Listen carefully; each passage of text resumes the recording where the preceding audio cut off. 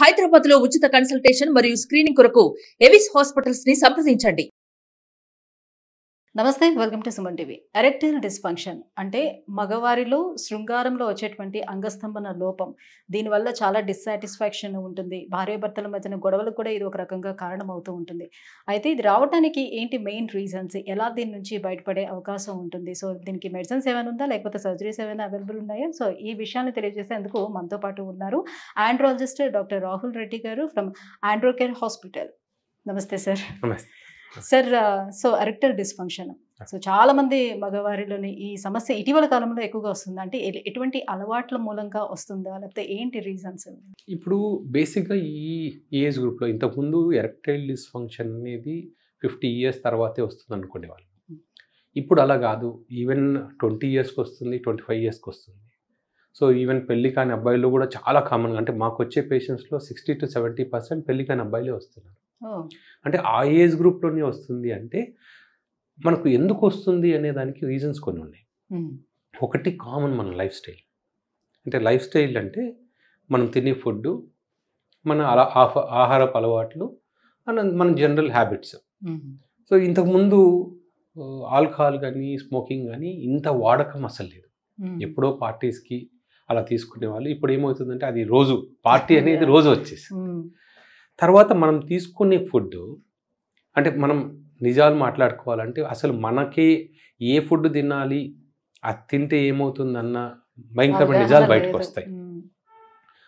కామన్గా 2 things చెప్తాను ఫుడ్లో. అంటే ఇప్పుడు మేము చూస్తున్న పాపులేషన్లో కానీ మనకి ఇప్పుడున్న కొత్త రీసెర్చ్ ప్రకారం ఓన్లీ 2 things ఏంటంటే, ఒకటి పెస్టిసైడ్స్, రెండోది ప్లాస్టిక్స్. మైక్రో ప్లాస్టిక్స్ అంటాం.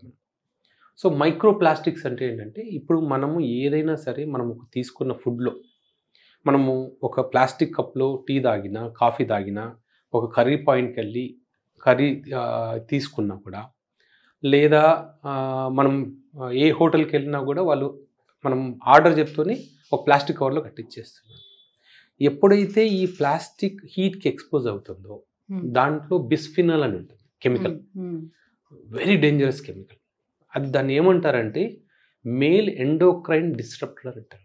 అంటే మగవాళ్ళలో ఉన్న హార్మోన్ ప్రొడక్షన్ని టోటల్గా డిస్ట్రాయ్ చేస్తుందంట. అంటే అందుకని మేల్ ఎండోక్రైన్ డిస్ట్రప్టర్ అంటే ఇట్స్ ఎ సైలెంట్ కిల్లర్. మనం ఇది చేసేటప్పుడు ఏమవుతుందంటే, ఇవి వన్స్ ఇది బాడీలోకి ఎంటర్ అయిన తర్వాత 3 generations వరకు మన బాడీలో, అంటే నెక్స్ట్ జనరేషన్కి స్పెర్మ్లోకి వెళ్ళి నెక్స్ట్ జనరేషన్ అలా వెళ్ళేంత కెపాసిటీ ఉంది బిస్ఫినాల్కి. ఇవన్నీ మనం ఎప్పుడు ఆలోచించలేదు.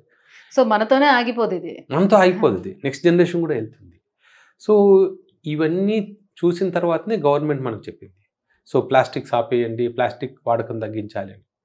కానీ జరగాల్సిన నష్టం చాలా వరకు జరిగిపోయింది. లాస్ట్ 10 yearsలో తెలుసో తెలియకో మనం అందరము ఆ ప్లాస్టిక్ని వాడాం. సో రీసెంట్గానే ఒక 1 week బ్యాక్ స్టడీ వచ్చింది పేపర్లో. సో ఈ మైక్రో ప్లాస్టిక్స్ అనేది పినైల్ టిష్యూలోను, టెస్టిక్యులర్ టిష్యూలోను ఆల్రెడీ సెటిల్ అయిపోయాయి చాలామంది మేల్స్కి. సో ఆ 2 ఫంక్షన్స్, టెస్టిస్లో ఉంది కాబట్టి స్పెర్మ్ ప్రొడక్షను, హార్మోన్ ప్రొడక్షను, పెనిస్లో ఉంది కాబట్టి పినైల్ ఫంక్షన్. సో ఆల్రెడీ ఇవి సెటిల్ అయిపోయింది కాబట్టి దానివల్ల మనకు మేజర్ డిస్టర్బెన్స్ అనేది ఆల్రెడీ వచ్చేసింది. సో ఇప్పుడు దాన్ని తీయడానికి మన దగ్గర ట్రీట్మెంట్స్ అంటూ ఏంటి, అంటే అదంతా కదా బాడీలోంచి వెళ్ళిపోతుందా తెలియదు. So we have to wait. రెండో కామన్ ఇష్యూ ఏంటంటే పెస్టిసైడ్స్ కెమికల్స్. మనము ఏ ఫుడ్ తీసుకున్నా, వెదర్ ఇట్స్ అంటే వెజిటబుల్స్ కానివ్వండి, ఫ్రూట్స్ కానివ్వండి, ఇప్పుడు పెస్టిసైడ్స్ లేకుండా ఏది బయటికి రావట్లేదు. అంటే మనం అనుకుంటాము, సో హెల్తీ ఫుడ్నే మనం తీసుకుంటున్నాము, లైక్ వెజిటేబుల్స్ అంటే చాలా హెల్తీ కాబట్టి తీసుకుంటున్నాం అనుకుంటున్నాం. బట్ దాన్ని ఎలా పెంచుతున్నారు, ఆర్గానిక్గా వచ్చిందా లేకపోతే పెస్టిసైడ్స్ వేసారు అనేది కూడా చూసుకోవాలి. చాలా డేంజరస్ విషయం.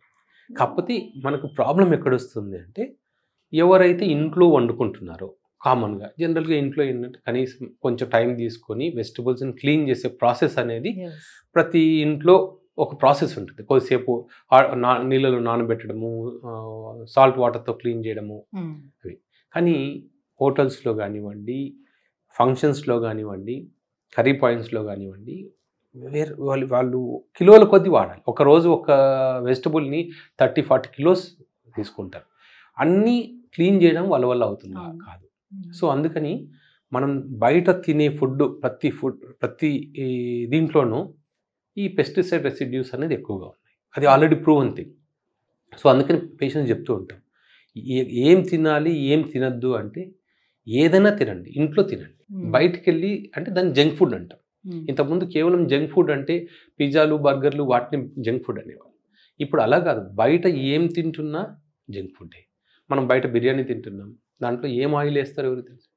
రీసెంట్గా మనం ఒక చూసాం, యానిమల్ బోన్స్ అంతా కరిగిచ్చేసి ఒక ఆయిల్ చేస్తున్నారు.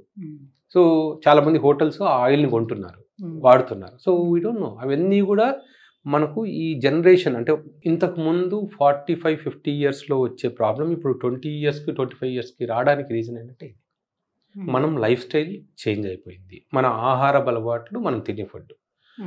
ఇవి కాకుండా ఇంకా ప్రాబ్లమ్స్ ఏంటంటే మనం ఎక్సర్సైజ్ లేకపోవడం. ఇంతకుముందు ఎక్కడికి వెళ్ళాలన్నా అట్లీస్ట్ రోజుకి 4-5 కిలోమీటర్స్ నడిచేవాళ్ళు, అంటే పని కోసమైనా నడిచేవాళ్ళు. ఇప్పుడు పక్క వీధికి వెళ్ళాలన్నా బైక్ తీసుకొని వెళ్ళడమే అలవాటైపోయింది. సో ఆటోమేటిక్గా మనం ఎక్సర్సైజ్ తగ్గిపోయింది, నిద్ర తగ్గిపోయింది, క్వాలిటీ స్లీప్ అంటాం. అంటే నిద్రపోయే వాళ్ళు ఉన్నారు.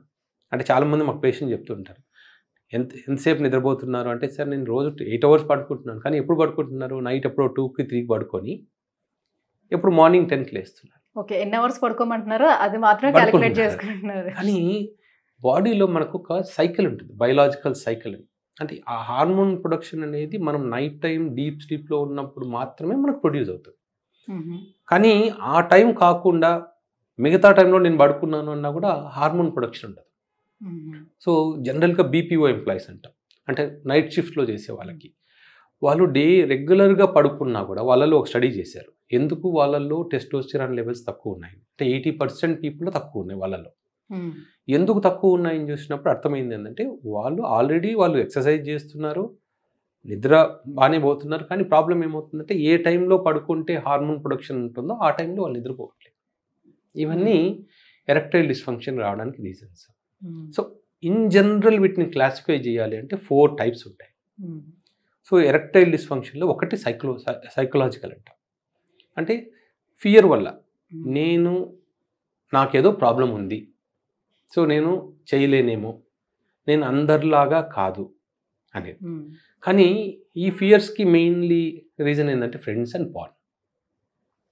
సో ఇప్పుడు ఫ్రెండ్స్ ఏంటంటే ప్రతి గ్రూప్లో వాళ్ళని చెరగొట్టడానికి ఒకరు ఉంటారు. మనం కామన్గా ఫ్రెండ్స్ అది ప్రతి గ్రూప్లో అలా ఉంటారు.